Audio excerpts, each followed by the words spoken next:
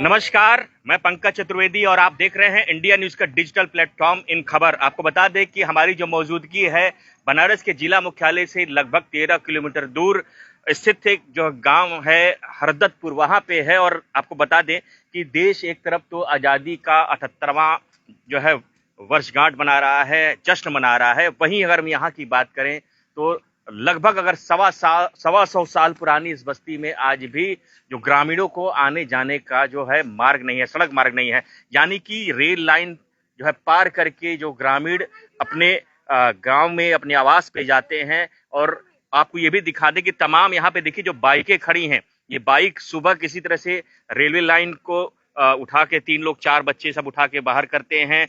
जिसको जो काम करना आता हो काम करता है, शहर की ओर जाता है। और जब शाम का समय होता है तो फिर इसी तरह किसी तरह इसको जो है 3-4 लोग पकड़ के उस रेलवे लाइन को पार कराते हैं।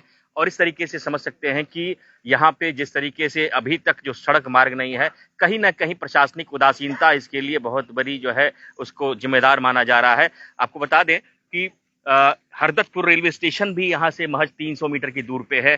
और ये जो गांव है बताया जाता है कि लगभग 125 साल पुराना गांव है। हमारे साथ कुछ पुराने ग्रामीण यहाँ के हैं, वो भी हैं, उनसे भी हम बात करेंगे। बाबा आप इधर आइए, क्या नाम है आपका? मेरा नाम रमाशंकर है सर। आप यहीं के मूल निवासी हैं? जी, मूल निवासी हूँ मैं। लगभग 70 वर्ष हमारा उम्र भी हो गया है। और हम लोग शुरू से ही देख रहे हैं कि पहले के लोग उतना जागरूक नहीं थे कि हम लोग कोई जो है कि इंतज़ाम कर सके या कहीं निवेदन कर सके। अब जो बच्चे जागरूक हुए हैं तो वो अपना जो है कि जगह जगह से निवेदन कर रहे हैं।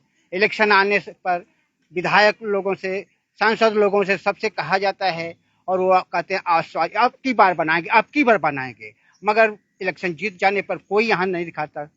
हमारे प्रधान वर्तमान जो हैं वो भी यही आश्वासन देते रहते हैं और कभी हम लोगों की फिर जीतने के बाद कोई यहाँ नहीं आता, ना तो दिखाई पड़ता है।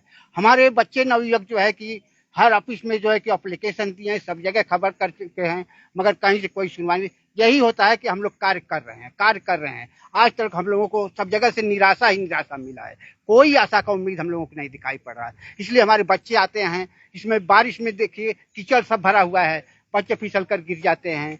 कभी इमरजेंसी जो मरीज होते हैं हम लोग चारपाई पर ट्रैक डकाते हैं, रोड तक ले जाते हैं, किसी तरह के उनको हॉस्पिटल पहुंचाते हैं।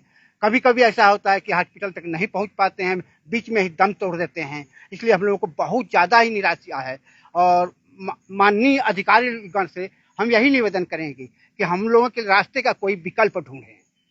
बिल्कुल, देखिए इनका साफ तौर पे कहना है कि कई बार ऐसा होता है कि जो मरीज हैं वो अस्पताल तक नहीं पहुंच पाते हैं और रास्ते में ही दम तोड़ देते हैं। फिर से एक बार को दिखाना चाहेंगे कि देखिए जो रेलवे लाइन है, जो रेलवे ट्रैक है, उसको क्रॉस करके जो यहाँ के ग्रामीण हैं, हम चाहे पुरुषों की बात कर लें, महिलाओं की बात कर लें, बच्चों की बात कर लें, वो किसी तरह से ट्रैक पार करके यहाँ आते हैं। और अगर इनको भवन निर्माण भी कराना है तो देखिए ये गाड़ियां कुछ खड़ी हैं, यहाँ से यहाँ तक जो है सामग्री आती है और यहाँ से मैनुअली फिर जो है उस पार ग्रामीण जो लेके जाते हैं। तो कहीं ना कहीं इनको काफी दिक्कतों का सामना करना पड़ता है। कुछ यहाँ पे महिलाएं भी हैं, इनसे भी हम बात करेंगे। क्या नाम है आपका? सर, मनीषा देवी।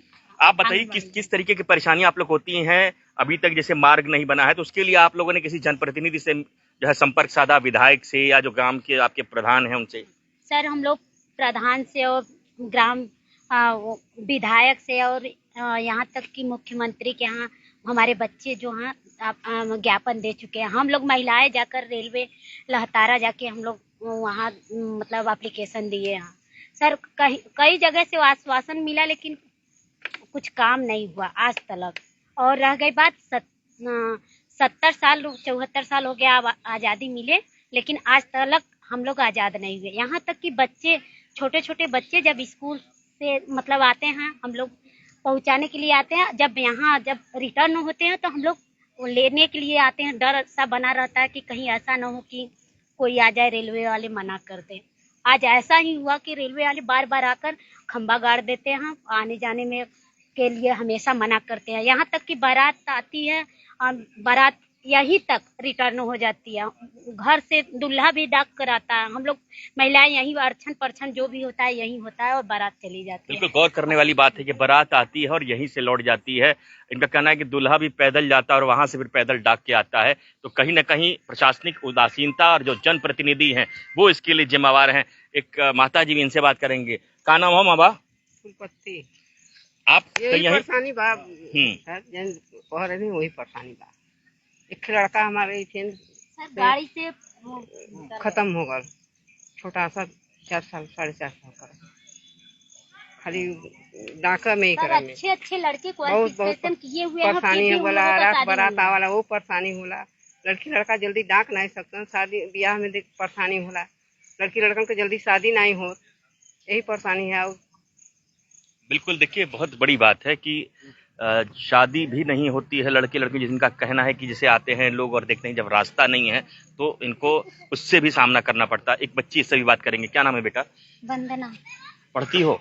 यस किस क्लास में पढ़ती हो? ग्रेजुएशन फाइनल है। अच्छा, तो आने जाने में दिक्कत होती है? बहुत ज़्यादा दिक्कत होती है हम लोग को आने जाने में, खासकर छोटे बच्चों को तो और ज़्यादा दिक्कत होती है। छोटे छोटे बच्चे जब लाइन को क्रॉस करते हैं तो एक लोग उनके साथ आते हैं बच्चों को क्रॉस कराने के लिए, फिर ले जाते हैं। क्रॉस कराने के बाद एक लोग को हमेशा वहाँ पे खड़े रहना पड़ता है क्योंकि बच्चे छोटे स्कूल से छोटे आते हैं जाते हैं, इसके लिए दिक्कत है। अभी बड़ी मम्मी बताएंगे कि इनका एक बेटा पोता एक्सपायर हुआ बस ट्रेन की वजह से। थोड़ा सा लापरवाही अगर हम लोग करते हैं तो हम लोग को बहुत ज़्यादा ही दिक्कत का सामना करना पड़ जाता है। और यहाँ जब से हम लोग जन्म लिए तब से हम लोग का यही हाल है। अभी तक हमको लग रहा है कि हम लोग के पास सुनवाई नहीं मिल सकती हम लोग को कुछ भी। प्रधान से संपर्क किया? हाँ प्रधान से संपर्क किए। प्रधान महिला है, वो भी नहीं समझ रही? नहीं कुछ भी नहीं। बड़े बड़े लोगों से बात हुआ पर यहाँ हम लोग को निराशा ही मिल रही है, आशा का कहीं गुंजाइश नहीं मिल रहा है। बिल्कुल देखिए इनको हर तरफ निराशा ही मिल रही है, कहीं आशा की इनको जो किरण नहीं दिख रही है। कुछ युवा भी इनसे भी बात करेंगे। क्या नाम है आपका? जी सिद्धार्थ कुमार गौतम नाम है। सिद्धार्थ आप बताइए किस किस से संपर्क किया? हम विधायक की बात करें या जनप्रतिनिधि में आज आपकी जो ग्राम प्रधान है उनका क्या कहना है? ग्राम प्रधान का कहना है कि आज तक वो 20 सालों से हैं, उनके जो हमारे इस समय ग्राम प्रधान हुए हैं उनके यहाँ 20 सालों से सत्ता है, लेकिन वो आज तक रास्ता नहीं बनवा पाए हैं। कहते हैं कि हम रास्ते के लिए लगे हुए हैं। अरे हम लोग इतनी बार उनसे कोशिश किए कि बताइए प्रधान जी आप 20 सालों से लगे हुए हैं, कब तक लगे रहेंगे?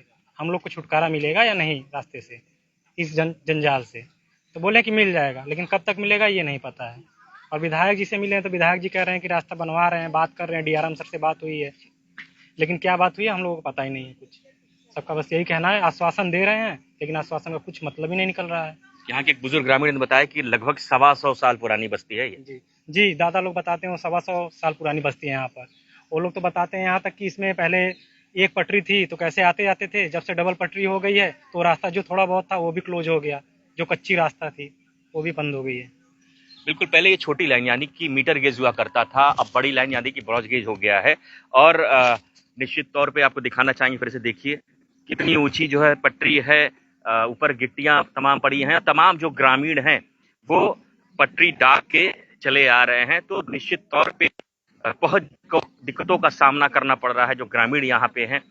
तो अब देखने वाली बात ये होगी कि जो जनप्रतिनिधि हैं यहाँ के, यदि हम विधायक क्षेत्रीय विधायक की बात करें कि विधानसभा पड़ता है ये, और अगर हम करें तो आराजी विकासखंड आराजी लाइन का ये हरदतपुर गांव है।